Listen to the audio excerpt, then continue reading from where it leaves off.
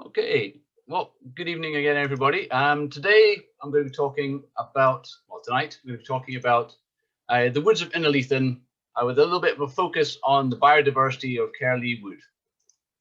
The reason for this is that I moved to Innerleithen just at the end of 2019 and had a lovely year here.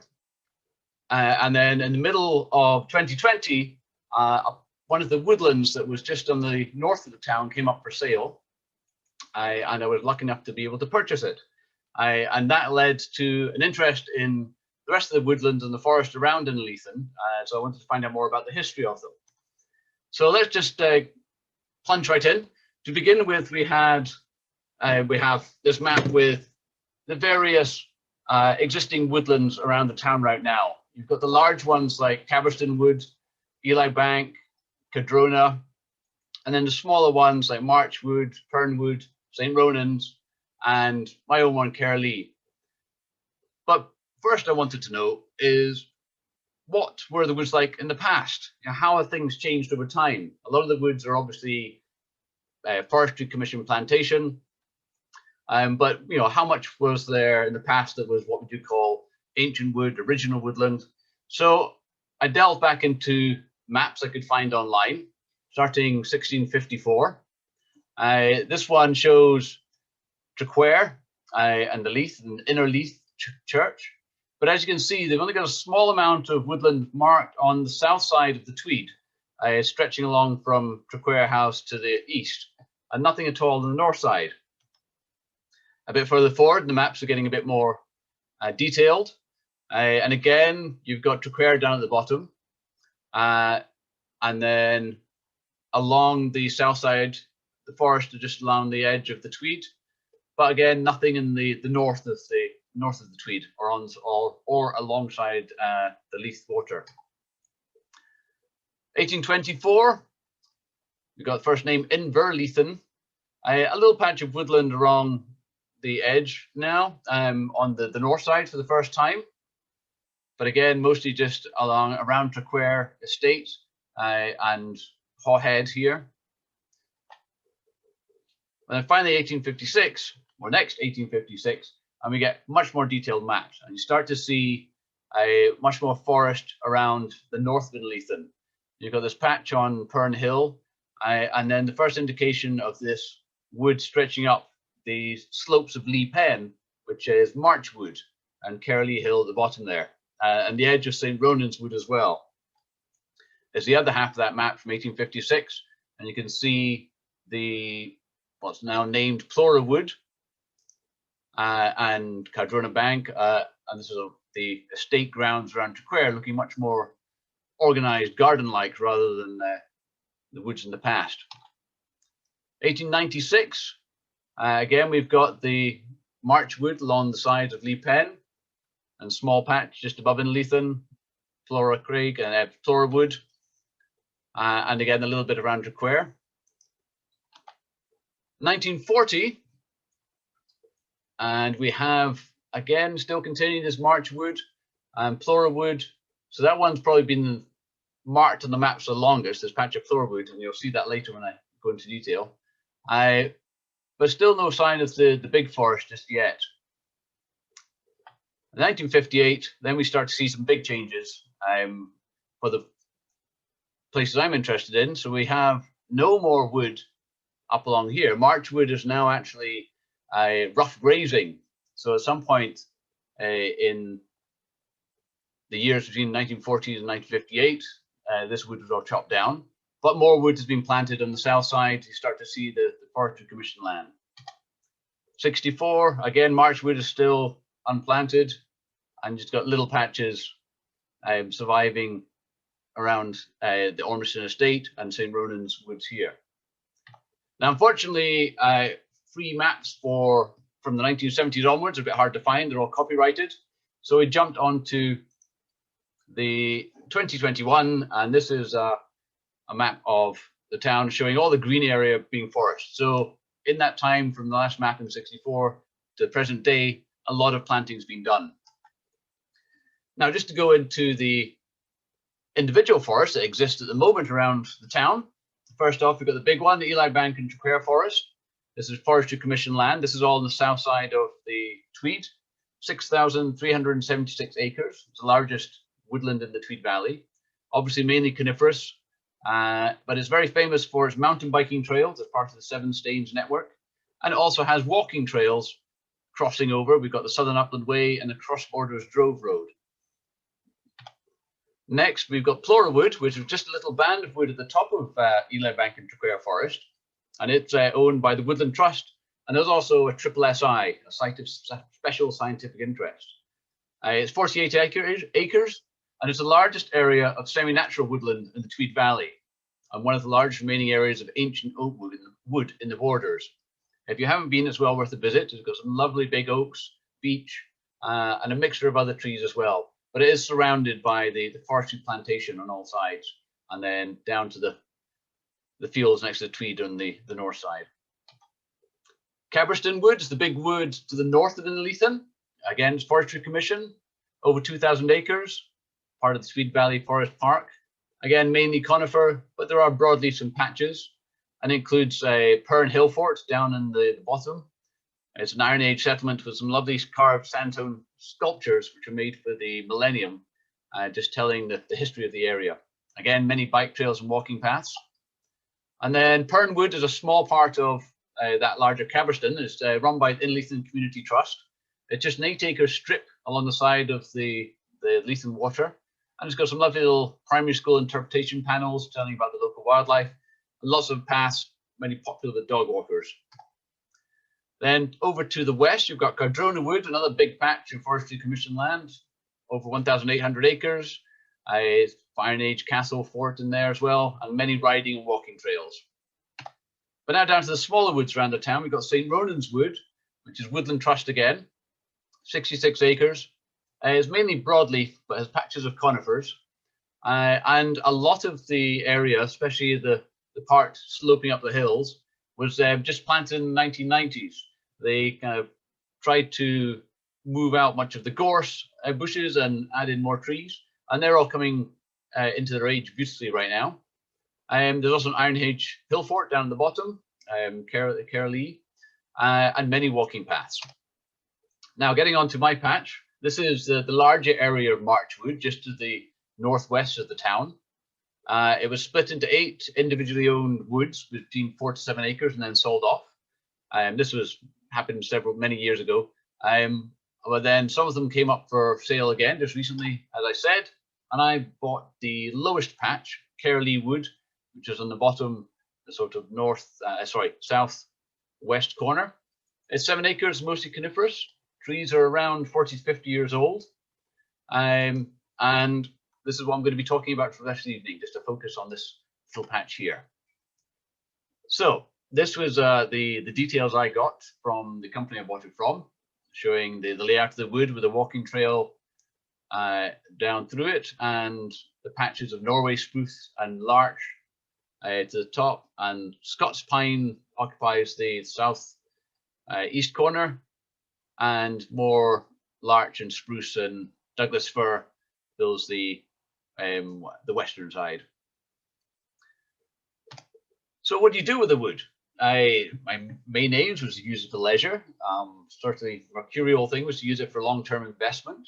But really what I wanted to do was increase the biodiversity in the wood. Being just a stand of conifer, I didn't think at first there would be much there. So I wanted to try and figure out ways to add to the wildlife.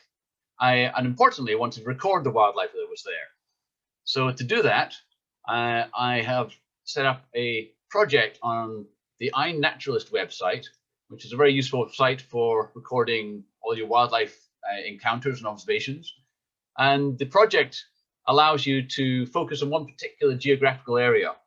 So I set up this project called Caerlee Wood, and it lists the observations you've made, how many species you've seen, and so on. So what you can do is you can draw on a map the area you want to cover. That's the area in yellow there. Set your project requirements as to who can add records. Anyone can. If anyone comes into the wood and makes their own observation on iNaturalist, then I can see it on my project. And you can also do things like keep a journal, But the important part is keeping all the records of all the individual sightings you've made. So you can see here, there's a photograph of the animal, the name, date, scene, and exact location. And as I said before, we've got a journal option as well. So I tend to do a monthly journal entry just to say what I've been up to, what the highlights were, and so on. But it's a nice way of keeping track of all the information. Hopefully, in years to come, I will be able to look back and see how it's changed. So just to see what I've seen there. First off, we've got the birds. A lot of these pictures are not great high quality, but that's because they were all taken using trail cameras. So I set up various trail cameras around the site, partly for monitoring the squirrels. I'll come back to that in a moment, but obviously you get all sorts of other creatures as well appearing.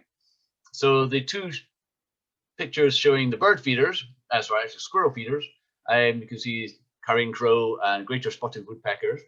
And then we've got a couple of jays and the buzzard here. They both came down to areas of the forest, parts of the forest where I'd left some basically carrion remains, roadkill remains. And I got some footage of birds visiting those. So I set up the camera looking at the piles of roadkill and see what would turn up. And it was quite interesting. More on that in a moment. So these are some of the birds I saw with a proper camera and binoculars, just a few things, tree creepers, coal tits, chaffinches.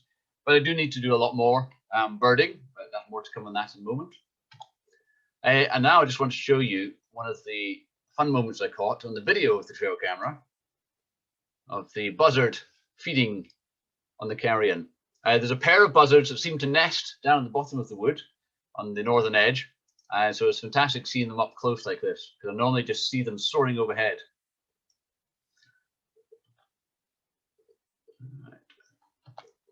Next, we move on to the mammals. Lots of good mammal observations. I was quite surprised. Lots of roe deer. They seem to be in the woods constantly. Probably part of the reason why there's not many tree saplings around. I'll mention more about that in a moment.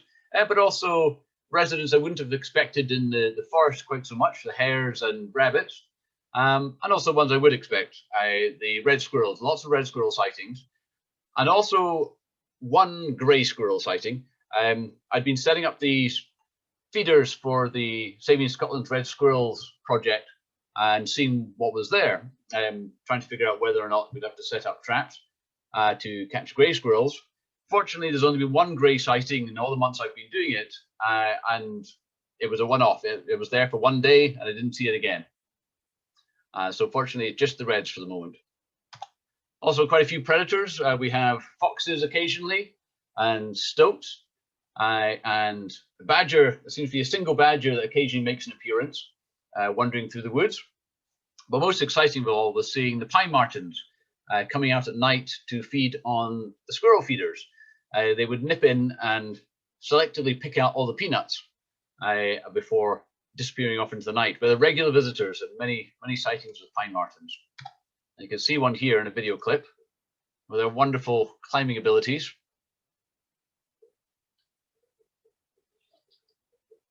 And it doesn't take them long to figure out how to get into the peanuts. But they do look a little bit oversized for the squirrel feeders. But the one that really surprised me, this was on the same pile of carrion as the buzzard was feeding on. At nighttime, once the birds are gone, the mice come out. And these little wood mice were popping around, feeding on the meat as well. It did make me a little bit more wary about sleeping out in the forest overnight in case the mice decide that I look a bit tasty. But it was fascinating to see. The eyes glow because of the infrared light from the camera, but a little bit creepy. But very nice to see. Okay, next, other groups. Quite a few mollusks in the woods, but generally the slugs dominate. Because it's a very acidy habitat, it's not perfect for snails. Snails obviously prefer more calcareous environments, but lots of slugs around. Just a single smooth glass snail fragment that I found whilst digging around in the dirt. Lots of beetles I've encountered. The two on the right are click beetles, still confirming IDs. And the three at the bottom here, rough violet ground beetles. They were rather strange find. I was all clearing up things in the wood and I came across a discarded beer can, not from myself.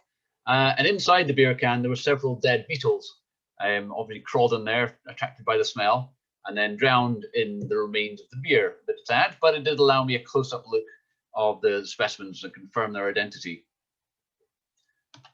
A few other insects as well. We've got a couple of moths, ghost moth and the red-necked footman, some people recognize. A few flies and scorpion flies, but I've really only scratched the surface with other insects at the moment. We've got a lot more surveying to do as far as they're concerned. Next one, lots of fungi around. I've seen quite a few fly agarics. The lovely little yellow one up on the top. What was the name for that one? The jelly antler. Also slippery jacks, and quite a few other ones. Quite a few of these saprophytic ones feeding on the dead tree branches, the jelly fungus, and many other fungus down in the leaf litter and in the pine needles, which I've still got to identify. So a wealth of fungus there for investigation in the future. Spiders and other arachnids. I've seen quite a few spiders' webs, but again, it's a group I have to investigate in more detail come probably late summer next year. It would be a good time to do them when they're all mature. And lots of harvestmen as well. This is just this little one here, beautiful Myticus morio, saddleback harvestman. So lots more to investigate there. And then the flowers. This was an area that's not my area of expertise at all. And it's where the iNaturalist app and program really came into its own. With iNaturalist, you can have a little app on your phone, your smartphone, and this allows you to take a picture of a flower you don't recognize, and the software in the program will identify the flower for you. Normally pretty accurately. I go back and double check these things in my written library, but 9 times out of 10, the accuracies were spot on. The identifications were spot on. So this is helping me learn more about the flowers that I find there. So we've got lots of foxgloves all over the place, and a few wee patches of germander speedwell, heath bedstraw, lots of heath bedstraw, the tiny white flowers, hawkweeds and St. John's wort. But I'm hoping that over the coming year, we'll start to find many more flowers just around the edges, especially in the patches which get a bit more sunlight. And obviously the trees, we have a good mix of the conifers. There's lots of Douglas fir, a few very large ones, a good area of Scots pine, a few larch, an occasional spruce, not many spruce. And then for the other trees, we've got a handful of elders scattered around, which seem to be holding their own against the pines, although they are seem rather scrawny specimens, and they do suffer a bit from bark grazing by the deer.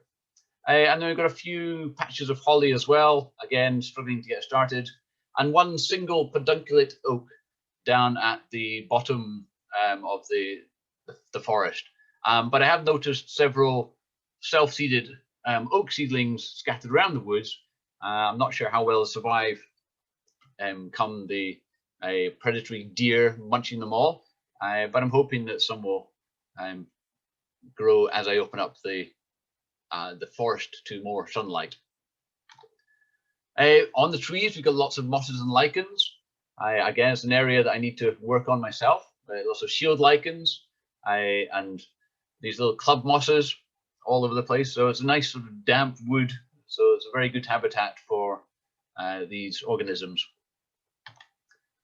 Same with the ferns, nice damp wood. We have these polypody ferns, wood ferns, bracken, quite a few different types. At first glance, I was just thinking it would be largely bracken, but I was pleasantly surprised to find quite a variety. And then for a bit of a strange one, I know Alison will like these, the slime mold. The bright pinkish red one here, the raspberry slime mold. First time I saw that, I thought someone had been painting on some of the logs. I went for a closer look and realized it was slime mold. Amazing organisms. And this other weird looking thing here, this yellow thing, is a dog's vomit slime mold. Wonderful names. All right, so that was a quick browse through the organisms I've seen so far. Lots more to investigate. And so what I want to do is try and, what I've been doing in the woods to increase the biodiversity. First off is trying to raise the canopy. So you can see on the left here, you've got one of the typical Douglas firs with all these low branches going right to the ground. Almost all of them are dead. They no longer hold pine needles. They're no longer of any use to the tree, as it were. So what I've been doing is going around and clearing up, raising the canopy up to about a height of sort of 2 meters, basically as high as I can reach with a small hand axe. And then we have these big piles of branches to do the next stage of my project. But taking away all these low dead branches increases the light that can get to the forest floor, and also makes it much more pleasurable to walk through the woods. You're not worried about poking your eye out on a branch or tripping over something. And so what I've done next is take these piles of branches, and what I'm wanting to do is make these little plots. This is just the first one, experimental plot. And taking a wee group of trees, 4 or 5 or 6, however many you want, and building barriers between the bases of them. And the idea being the branches, the piles of wood will stop the deer and to an extent the rabbits from going inside the little patch. And inside on the forest floor, I've scraped back the sort of dominating mosses, and just basically acted like a large herbivore, like a pig or a cow, and mushed up all the earth. I'm hoping that more things will start to grow in these patches. I may start to seed them with seeds from the neighboring forest, bringing in round berries, seeds from birch, oak, various other native trees around. And the idea is that without having to use plastic tree guards, we can hopefully get some tree saplings regenerating in the woods and give them a chance to grow before they get munched down by the deer. But I've got many further surveys to do. I'd love to get up there with some bat detecting devices and do some moth trapping as well. I know Malcolm would be very interested in getting up there. And insect traps, other insect traps, such as pan traps. These basically a bowl of water on the floor or the ground that insects stumble into. We've got malaise traps, which are sort of vertical sheets of netting that flying insects fly into and drop down into a small bowl. And sweep netting, just going along with an insect net through the vegetation and picking up things like spiders, beetles, and small organisms that live on the vegetation. And then getting down into the soil itself, so turning over rotting logs, stones, and getting into the soil and finding things like millipedes, centipedes, woodlice, worms, all sorts of things waiting there. Again, like I said, to get more fungus surveys going, hopefully get some experts in to have a look around. And obviously more birding. There's always time for more birding. I've just got to start getting up earlier. So lots of further surveys to do. And my other future plans, really just wanting to, again, not just to increase the biodiversity, but make it easier to watch things. So having feeding stations, carrion roadkill piles, having stations, bird feeders, squirrel feeders, just making it easier to observe what's there, and possibly making up observation platform hides of some sort, so people can come along and sit there for a day with a big long lens camera and see what they can find. There's no water. It's quite a steep slope. So there's no natural water features, but even sticking in a small pond would increase the amount of wildlife, possibly have frogs and toads passing by, but also just the aquatic insects that might partake of such a feature. So these are all possibilities given time and in some cases money. But the main plan is really to gradually remove conifers and add deciduous trees. So try and bring the forest around to what a natural wood would be like in this area. So more oak, silver birch, rowan, holly, and shrubby hazel and hawthorn. And then this will hopefully lead on to other plants coming in. And then everything starts to sort of expand and benefit. So that's the main aim of the next while. If you want to follow what I've been doing, you can check out the project at inaturalist.org.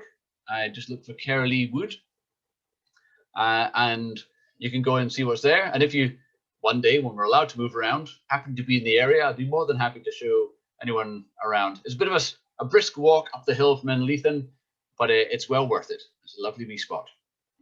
Okay, and finally, the main name of the forest, I'm just there to enjoy it. Well, thank you all for listening. and